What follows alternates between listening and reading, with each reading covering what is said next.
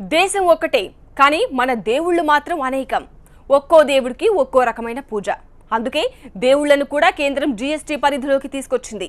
నిన్నటిదాకా దేవుడికి మాత్రమే కానుకలు సమర్పించిన భక్తులు ఇక నుంచి దేవుడితో పాటు కేంద్ర సర్కారుకు కానుకలు ఇవ్వాల్సిందే. ఇంతకీ భక్తి ధర ఎంత పెరిగిందో ఓసారి చూద్దాం. ఏడుకొండలపైన వెంకన్న, యాదాద్రి పైన నరసన్న, యాదాద్రి క్షేత్రాన నరసింహ, కొండ గుహలో నా వెలసిండు నరసింహ, ఇంద్రకీలాద్రిపై దుర్గమ్మ,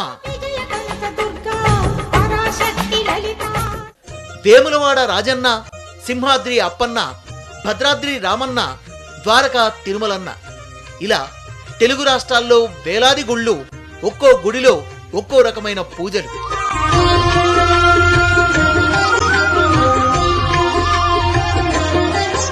నిన్నటిదాకా దేవుడి మొక్కు మాత్రమే తీర్చుకుంటే సరిపోయేది.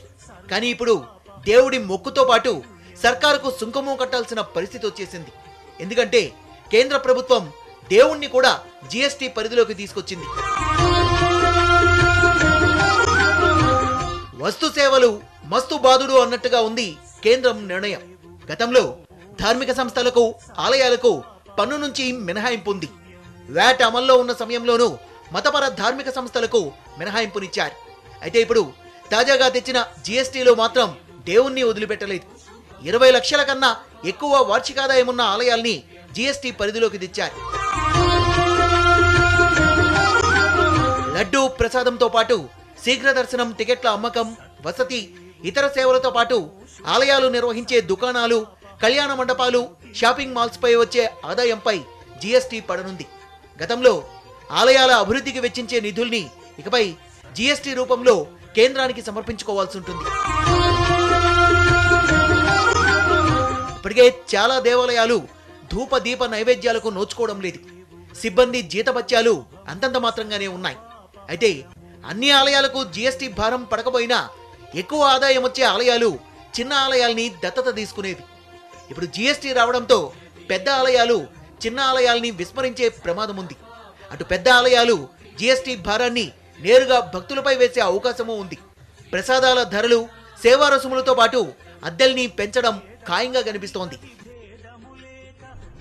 తెలుగు రాష్ట్రాల్లోని ఆలయాలపై జీఎస్టీ ప్రభావం ఎంత? ఎన్ని ఆలయాలకు పన్ను పోటు పడుతుంది?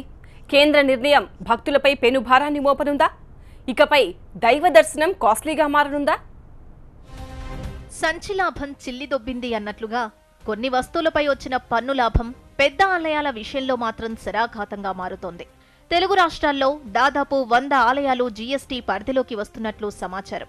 ప్రధానంగా తిరుపతి, విజయవాడ కనకదుర్గ ఆలయం, శ్రీశైలం, సింహాద్రి అప్పన్న గుడి, ఇటు యాదగిరిగుట్ట, భద్రాచలం, వేములవాడ ఆలయాలకు జీఎస్టీ ఎఫెక్ట్ తప్పడం లేదు.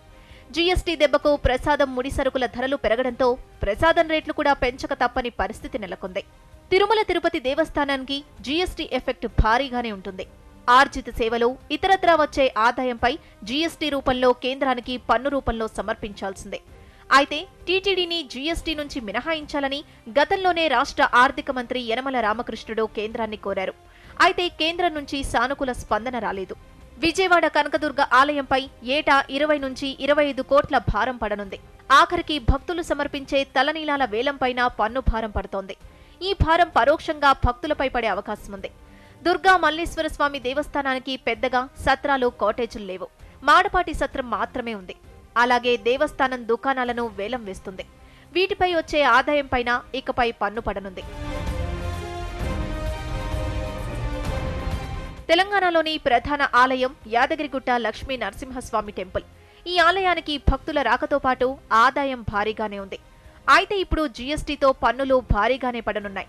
లడ్డూ, ముడి సరుకులపై ఎంత మేర భారం పడుతుందో విశ్లేషించుకుని ధరలు పెంచుతామని టెంపుల్ ఈవో గీత చెబుతున్నారు. కమిషనర్ గారి ఉత్తర్వులకు లోబడి ఏదైనా కూడా భక్తులకు ఎక్కువ భారం పడకుండా ఉండే విధంగా చర్యలు తీసుకోవాల్సిందిగా మేము కోరడం జరిగింది.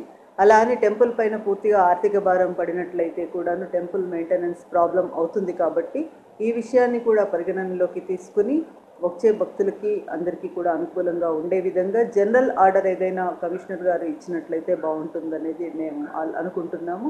అయితే ఏదైనప్పటికీ ఇంత తొందరగా ఇమ్మీడియట్గా దాని ఎఫెక్ట్ గురించి అనలైజ్ చేసుకోవడం అనేది సాధ్యం కాదు. మరోవైపు జీఎస్టీ పేరుతో ప్రసాదాల రేట్లు పెంచవద్దని భక్తులు కోరుతున్నారు. భక్తుడికి లడ్డు మహాప్రసాదం, భగవంతుడి ప్రసాదం. మరి ఆ లడ్డు ఇప్పటికే 15 రూపాయల రేటు చాలా ఎక్కువ. మరి దాన్ని ఇంకా పెంచకుండా జీఎస్టీ పేరు మీద మరి దాని మీద భారం పడకుండా దేవాలయ అధికారులు ఖచ్చితంగా ఎండోమెంట్ మినిస్టర్తో మాట్లాడి, కేసీఆర్తో మాట్లాడి ఈ జీఎస్టీ ప్రభావం లేకుండా మరి లడ్డును యథావిధిగా ఈ రేటుతో పెంచితేనే సామాన్య భక్తులకు అందుబాటులో ఉంటుంది. వల్ల ధరలు పెరిగితే సామాన్యులు చాలా లడ్డూలు కానీ పులిహోరలు కానీ కొనడానికి చాలా ఇబ్బందికరంగా ఉంటుంది. మీరు దయచేసి ప్రసాదం కాడ, టికెట్ల కాడ, దర్శనాల కాడ రెగ్యులర్గా ఉండేటట్టు చూడాలని కోరిక. జీఎస్టీ రూపంలో పన్ను వేస్తుండటంతో ఆలయాలు మరింత చితికిపోతాయని, భవిష్యత్తులో కొత్త సమస్యలు ఉత్పన్నమవుతాయని ఆధ్యాత్మిక భక్తులు కోరుతున్నారు. ఆలయాల నుంచి పన్నులు వసూలు కాకపోతే నోటీసులు జారీ చేసి ఆస్తులు జప్తు చేసే ప్రమాదం కూడా ఉందని భక్తులు ఆందోళన వ్యక్తం చేస్తున్నారు. ఇప్పటికైనా ఆలయాలను జీఎస్టీ నుంచి మినహాయింపు ఇవ్వాలని కోరుతున్నారు.